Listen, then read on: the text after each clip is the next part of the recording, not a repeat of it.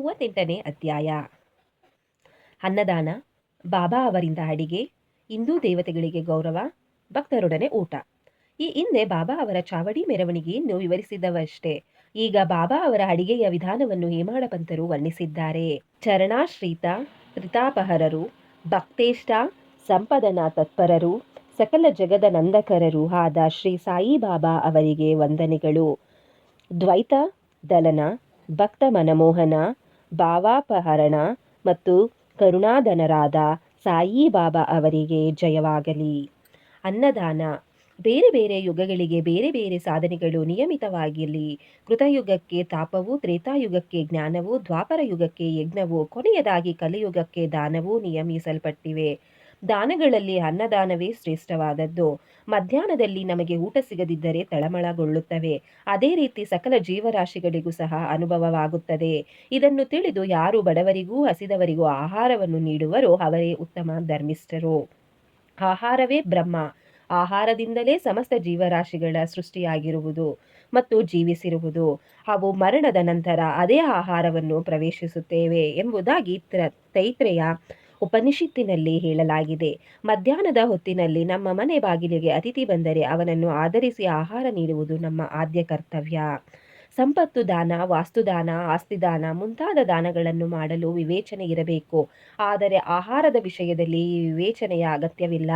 ನಿಮ್ಮ ಮನೆ ಬಾಗಿಲಿಗೆ ಮಧ್ಯಾಹ್ನದ ಹೊತ್ತಿನಲ್ಲಿ ಯಾರೇ ಬರಲಿ ಅವರಿಗೆ ಕೂಡಲೇ ಆಹಾರ ನೀಡಬೇಕು. ಕುರುಡ, ಕುಂಟ, ಹೆಳವ ಯಾರೇ ಬಂದರೂ ಅವರಿಗೆ ಮೊದಲು ನೀಡಿ ನಂತರ ಇತರರಿಗೂ ಬಂಧು ಬಳಗದವರಿಗೂ ಬಡಿಸಬೇಕು. ಅವರಿಗೆ ಮೊದಲು ನೀಡುವುದರಿಂದ ಬರುವ ಪುಣ್ಯ ಇನ್ನಿತರರಿಗೆ ನೀಡುವುದರಿಂದ ಬರುವ ಪುಣ್ಯಕ್ಕಿಂತಲೂ ಹೆಚ್ಚು. ಅನ್ನದಾನವಿಲ್ಲದ ಇತರ ದಾನ ಅಷ್ಟು ಶ್ರೇಷ್ಠವಲ್ಲ. ಅದು ಶಶಿ ಇಲ್ಲದ ನಿಶಯ ನಕ್ಷತ್ರಗಳಂತೆಯೂ, ಕಮಲವಿಲ್ಲದ ಸರೋವರದಂತೆಯೂ, ಸಹಧರ್ಮಿ ಇಲ್ಲದ ಸಂಸಾರದಂತೆಯೂ, ಕುಂಕುಮವಿಲ್ಲದ ಸುವಾಸಿನಿಯಂತೆಯೂ, ಪ್ರೇಮವಿಲ್ಲದ ಭಜನೆಯಂತೆಯೂ ಇರುತ್ತದೆ. ಆದುದರಿಂದಲೇ ಅನ್ನದಾನವೇ ಶ್ರೇಷ್ಠವಾದದ್ದು. ಬಾಬಾ ಅವರು ಆಹಾರವನ್ನು ತಯಾರಿಸಿ ಎಲ್ಲರಿಗೂ ಹೇಗೆ ಹಂಚುತ್ತಿದ್ದರು ಎಂಬುದನ್ನು ಈಗ ನೋಡೋಣ. ಬಾಬಾ ಅವರಿಂದ ಅಡಿಗೆ. ಬಾಬಾ ಅವರು ತಮಗೆ ಬೇಕಾದಷ್ಟು ಆಹಾರವನ್ನು ಭಿಕ್ಷೆ ಬೇಡಿ ತಂದು ಜೀವಿಸುತ್ತಿದ್ದರೆಂಬುದನ್ನು ಆಗಲೇ ತಿಳಿಸಿದ್ದೇವೆ. ಆದರೆ ಅವರಿಗೆ ಮನಸ್ಸು ಬಂದಾಗ ಮೊದಲಿನಿಂದ ಕೊನೆಯವರೆಗೂ ತಾವೇ ಸ್ವತಃ ಅಡಿಗೆ ಮಾಡಿ ಮಸೀದಿಯಲ್ಲಿ ಇದ್ದವರಿಗೆಲ್ಲರಿಗೂ ಸ್ವತಃ ಬಡಿಸುತ್ತಿದ್ದರು. ಯಾರನ್ನೂ ಅವರು ಅವಲಂಬಿಸುತ್ತಿರಲಿಲ್ಲ, ಯಾರಿಗೂ ತೊಂದರೆ ಕೊಡುತ್ತಿರಲಿಲ್ಲ. ಸ್ವತಃ ಪೇಟೆಗೆ ಹೋಗಿ ಪದಾರ್ಥಗಳನ್ನು ತಾವೇ ತೆಗೆದುಕೊಂಡು ಬರುತ್ತಿದ್ದರು, ಅವರೇ ಅರೆಯುತ್ತಿದ್ದರು. ಮಸೀದಿಯ ಅಂಗಳದಲ್ಲಿ ಒಂದು ಒಲೆಯನ್ನು ಹಾಕಿ ಉರಿ ಹತ್ತಿಸಿ ಅದರ ಮೇಲೆ ಹಂಡೆ ಇಟ್ಟು ಅಳತೆಯಾಗಿ ನೀರು ತುಂಬಿ ಆಹಾರ ಪದಾರ್ಥಗಳನ್ನು ಕುದಿಸುತ್ತಿದ್ದರು. ಮಸೀದಿಯಲ್ಲಿ 2 ಹಂಡೆ ಇದ್ದವು, ಒಂದು ದೊಡ್ಡದು ಮತ್ತೊಂದು ಸಣ್ಣದು. ದೊಡ್ಡದರಲ್ಲಿ 100 ಜನರಿಗೂ, ಚಿಕ್ಕದರಲ್ಲಿ 50 ಜನರಿಗೂ ಸಾಲುವಷ್ಟು ಆಹಾರವು ತಯಾರಾಗುತ್ತಿತ್ತು. ಕೆಲವು ಸಾರಿ ಬರೀ ಅನ್ನ, ಕೆಲವು ಸಾರಿ ಮಾಂಸ ಮಿಶ್ರಿತ ಪಲಾವ್ ತಯಾರಿಸುತ್ತಿದ್ದರು. ಕೆಲವು ಸಾರಿ ಅನ್ನದ ಗಂಜಿಗೆ ಗೋಧಿ ಹಿಟ್ಟನ್ನು ಮಿಶ್ರಣ ಮಾಡಿ ಹಸಿಮೆಣಸಿನಕಾಯಿ ಅರೆದು ಹಾಕಿ ಅಂಬಲಿ ತಯಾರಿಸುತ್ತಿದ್ದರು. ಆಹಾರದ ಜೊತೆಗೆ ಈ ಅಂಬಲಿಯನ್ನು ಸಹ ಬಡಿಸುತ್ತಿದ್ದರು. ಆಹಾರವು ಸರಿಯಾಗಿ ಬೆಂದಿದೆಯೋ ಇಲ್ಲವೋ ಎಂದು ನೋಡಲು ತಮ್ಮಂಗಿಯ ತೋಳನ್ನು ಮೇಲಕ್ಕೆ ಸರಿಸಿ ಕುದಿಯುತ್ತಿದ್ದ ಅಂಡೆಯೊಳಗೆ ಪದಾರ್ಥದಲ್ಲಿ ಕೈ ಹಾಕಿ ಚೆನ್ನಾಗಿ ಕಲಕುತ್ತಿದ್ದರು.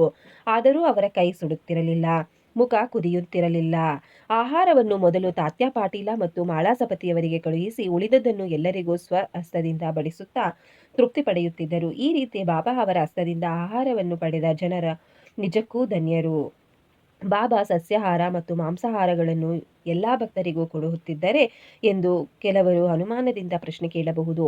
ಇದಕ್ಕೆ ಬಹು ಸುಲಭ ಮತ್ತು ನೇರವಾದ ಉತ್ತರ ಇದೆ. ಯಾರಿಗೆ ಮಾಂಸಾಹಾರದ ರೂಢಿ ಇತ್ತೋ ಅಂಥವರಿಗೆ ಮಾತ್ರ ತಮ್ಮ ಅಂಡೆಯಿಂದ ಮಾಂಸಾಹಾರ ನೀಡುತ್ತಿದ್ದರು. ಬೇರೆಯವರಿಗೆ ಅದರ ಸ್ಪರ್ಶ ಕೂಡ ಮಾಡಲಾಗುತ್ತಿರಲಿಲ್ಲ. ಮಾಂಸಾಹಾರವನ್ನು ಅಪೇಕ್ಷಿಸುವ ಮನೋಭಾವವನ್ನು ಸಹ ಹುಟ್ಟಿಸುತ್ತಿರಲಿಲ್ಲ.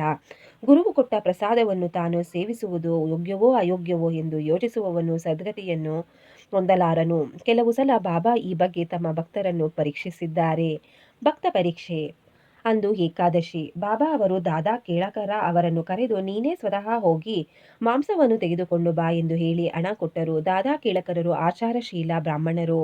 ಸದ್ಗುರುವಿಗೆ ಧನ, ಧಾನ್ಯ, ಉಡುಪು ಇವುಗಳನ್ನು ಮಾತ್ರ ಅರ್ಪಿಸಿದರೆ ಸಾಲದು. ಅವರ ಆಜ್ಞೆಗಳು ಏನೇ ಆಗಿರಲಿ ಅವುಗಳನ್ನು ಪಾಲಿಸಬೇಕೆಂದು ಅವರು ಅರಿತಿದ್ದರು. ಅವರ ಆಜ್ಞೆಯನ್ನು ಪಾಲಿಸುವುದೇ ನಿಜವಾದ ದಕ್ಷಿಣೆ ಎಂದು ಭಾವಿಸಿ ಸಂತೋಷದಿಂದ ಹೊರಟರು. ಆಗ ಬಾಬಾ ಅವರು ಅವರನ್ನು ಹಿಂದಕ್ಕೆ ಕರೆದು ನೀನು ಹೋಗಬೇಡ, ಬೇರೆ ಯಾರನ್ನಾದರೂ ಕಳುಹಿಸು ಎಂದರು. ಆಗ ದಾದಾ ತಮ್ಮ ಮನೆ ಜವಾನ ಪಾಂಡೂನನ್ನು ಕಳುಹಿಸಿದರು. ಬಾಬಾ ಅವರು ಪುನಃ ಅವನನ್ನು ಕರೆದು ಅವನನ್ನು ತಡೆದರು. ಇನ್ನೊಂದು ಸಂದರ್ಭದಲ್ಲಿ ಬಾಬಾ ಅವರು ಕೇಳಕರರನ್ನು ಕರೆದು, ಈ ಪುಲಾವ್ ಹೇಗಿದೆ ನೋಡು ಎಂದರು. ದಾದಾ ಕೇಳಕರ ಸರಿಯಾಗಿದೆ ಎಂದರು. ಆಗ ಬಾಬಾ ಅವರು, ಏನು ನೀನು ರುಚಿ ನೋಡಿಯೂ ಸಹ ಇಲ್ಲ, ಚೆನ್ನಾಗಿದೆ ಎಂಬುದು ಹೇಗೆ ತಿಳಿಯಿತು? ಮುಚ್ಚಳ ತೆಗೆದು ನೋಡು ಎಂದು ಹೇಳಿ ಅವರ ಕೈಯನ್ನು ಆ ಪಾತ್ರೆಯೊಳಗೆ ಹಾಕಿ ಸ್ವಲ್ಪ ತೆಗೆದು ತಟ್ಟೆಗೆ ಹಾಕು, ಗೊಣಗುಟ್ಟಬೇಡ, ನಿನ್ನ ಆಚಾರವನ್ನು ಬದಿಗೆ ಇಡು ಎಂದರು. ತಾಯಿಗೆ ನಿಜವಾದ ಪ್ರೇಮ ಅಂಕುರಿಸಿದಾಗ ಮಗುವನ್ನು ಚಿವುಟುತ್ತಾಳೆ. ಅದು ಅಳಲು ಆರಂಭಿಸಿದರೆ ಆಗ ನನ್ನ ಕಂದ ಅಳಬೇಡ ಅಳಬೇಡ ಎಂದು ತಬ್ಬಿಕೊಳ್ಳುತ್ತಾಳೆ. ಹಾಗೆಯೇ ಬಾಬಾ ಅವರು ಸಹ ಅವರಲ್ಲಿ ನಿಜವಾದ ಮಾತ್ರ ಪ್ರೇಮ ಅಂಕುರಿಸಿ ಕೇಳಕರ ಅವರನ್ನು ಕೀಟಲೆ ಮಾಡಿದರು ಅಷ್ಟೇ. ನಿಜವಾಗಿಯೂ ಯಾವ ಗುರುಗಳು ತಮ್ಮ ಶಿಷ್ಯರಿಗೆ ನಿಷಿದ್ಧವಾದ ಆಹಾರ ಸೇವಿಸಲು ಹೇಳಿ ಅವರನ್ನು ಕೆಡಿಸಲಾರರು. ಈ ಅಂಡೆ ಲೀಲೆಯು ಸುಮಾರು 1910 ತನಕ ಜರುಗಿ ನಂತರ ನಿಂತು ಹೋಯಿತು. ಹಿಂದೆ ಹೇಳಿದಂತೆ ದಾಸಗಣು ಅವರ ಕೀರ್ತನೆಯಿಂದ ಬಾಬಾ ಅವರ ಕೀರ್ತಿ ದೇಶದ ಮೂಲೆ ಮೂಲೆಗಳಿಗೂ ವ್ಯಾಪಿಸಿ ಭಕ್ತಕೋಟಿಯು ಶಿರಡಿಯಲ್ಲಿ ನೆರೆಯಲಾರಂಭಿಸಿತು. ಭಕ್ತರೇ ಅನೇಕ ತರಹದ ವಸ್ತುಗಳನ್ನು, ಅನೇಕ ವಿಧವಾದ ನೈವೇದ್ಯವನ್ನು ಅರ್ಪಿಸಲು ತರಹತ್ತಿದರು. ಇವು ಸಾಕಷ್ಟು ಬಂದು ಎಲ್ಲರಿಗೂ ಹಂಚಿದ ನಂತರವೂ ಹೆಚ್ಚಾಗಿ ಉಳಿಯ ಹತ್ತಿದವು. ಈ ನೈವೇದ್ಯವನ್ನು ಬಾಬಾ ಹೇಗೆ ದೇವಾಲಯಗಳಲ್ಲಿ ಮತ್ತು ದೇವತೆಗಳಲ್ಲಿ ಇಟ್ಟ ಗೌರವವನ್ನು ವಿವರಿಸುವ ನಾನಾ ಸಾಹೇಬ ಚಂದೋರ್ಕರರ ಕಥೆಯನ್ನು ನೋಡೋಣ. ಹಿಂದೂ ದೇವತೆಗಳಿಗೆ ಗೌರವ. ಕೆಲವರು ಸಾಯಿಬಾಬಾ ಅವರು ಬ್ರಾಹ್ಮಣರೆಂದು ಮತ್ತೆ ಕೆಲವರು ಮುಸಲ್ಮಾನರೆಂದು ಹೇಳುತ್ತಿದ್ದರು. ಆದರೆ ಅವರು ಯಾವ ಮತ ಪಂಗಡಕ್ಕೂ ಸೇರಿರಲಿಲ್ಲ.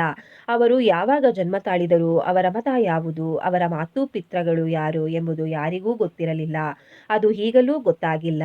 ಕಾರಣ ಅವರು ಬ್ರಾಹ್ಮಣ ಅಥವಾ ಮುಸಲ್ಮಾನರು ಎಂದು ನಿಶ್ಚಿತವಾಗಿ ಹೇಳಲು ಸಾಧ್ಯವಿಲ್ಲ. ಅವರು ಮಹಮ್ಮದೀಯರೆಂದು ಅನ್ನುವುದಾದರೆ ಅವರು ಯಾವಾಗಲೂ ಅಗ್ನಿಕುಂಡ ಉರಿಸುತ್ತಿದ್ದರು. ಅವರ ಹತ್ತಿರ ತುಳಸಿ ವೃಂದಾವನವಿತ್ತು. ಶಂಖ ಗಂಟೆಗಳನ್ನು ಬಾರಿಸಲು ಅನುಮತಿ ಇತ್ತಿದ್ದರು.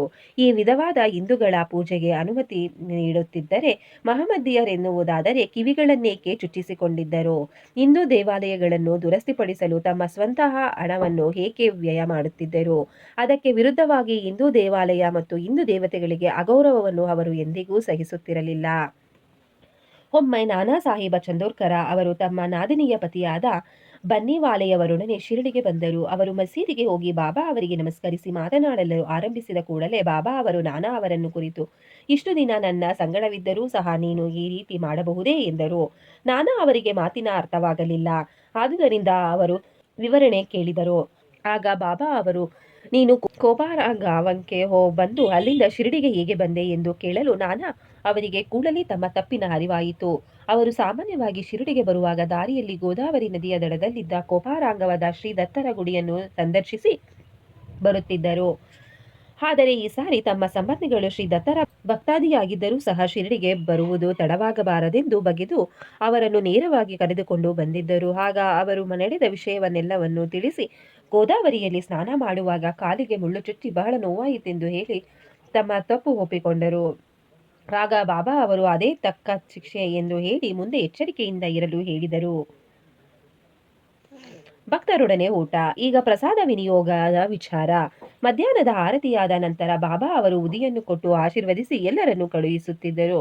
ನಂತರ ಮಸೀದಿಯ ಒಳಗೆ ಹೋಗಿ ತಮ್ಮ ಇಕ್ಕೆಲಗಳಲ್ಲಿ ಭಕ್ತರನ್ನು ಕೂಡಿಸಿಕೊಂಡು ಊಟ ಮಾಡುತ್ತಿದ್ದರು. ಭಕ್ತರು ತಾವು ತಂದ ಎಲ್ಲಾ ನೈವೇದ್ಯವನ್ನು ಚೆನ್ನಾಗಿ ಬೆರೆಸಿ ಬಾಬಾ ಅವರ ಮುಂದೆ ಇಡುತ್ತಿದ್ದರು.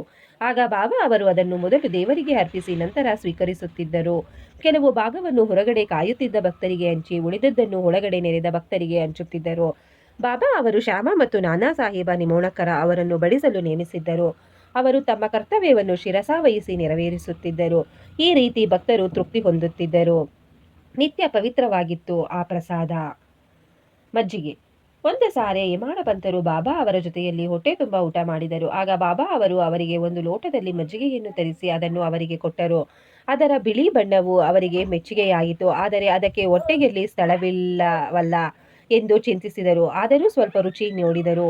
ಅವರ ಮನೋಭಾವವನ್ನು ಕಂಡ ಬಾಬಾ ಅವರು, ಇಂತಹ ಸಂದರ್ಭ ಮತ್ತೊಮ್ಮೆ ದೊರಕಲಾರದು, ಪೂರ್ತಿ ಕುಡಿದು ಬಿಡು ಎಂದರು. ಹೇಮಾಡ ಪಂತರು ಪೂರ್ತಿ ಕುಡಿದರು. ಬಾಬಾ ಅವರ ಭವಿಷ್ಯ ನಿಜವಾಯಿತು. ಯಾಕೆಂದರೆ ಸ್ವಲ್ಪ ದಿನಗಳಲ್ಲಿಯೇ ಬಾಬಾ ಪರಲೋಕ ಯಾತ್ರೆ ಮಾಡಿದರು.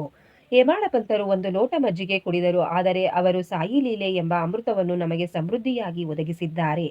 ಆದುದರಿಂದಲೇ ನಾವು ಅವರಿಗೆ ಕೃತಾರ್ಥರಾಗಿರಬೇಕು. ನಾವು ಈ ಸಾಯಿ ಲೀಲಾಮೃತವನ್ನು ಸೇವಿಸಿ ಸಂತಸದಿಂದಿರೋಣ. ಶ್ರೀ ಸಾಯಿ ಪ್ರಣಾಮ. ಈ ಅಧ್ಯಾಯವನ್ನು ಕೇಳಿದ ನಿಮ್ಮೆಲ್ಲರಿಗೂ ಶ್ರೀ ಸಾಯಿ ಬಾಬಾ ಒಳ್ಳೆಯದನ್ನು ಮಾಡಲಿ. ಶ್ರೀ ಸಾಯಿ ಪ್ರಣಾಮ.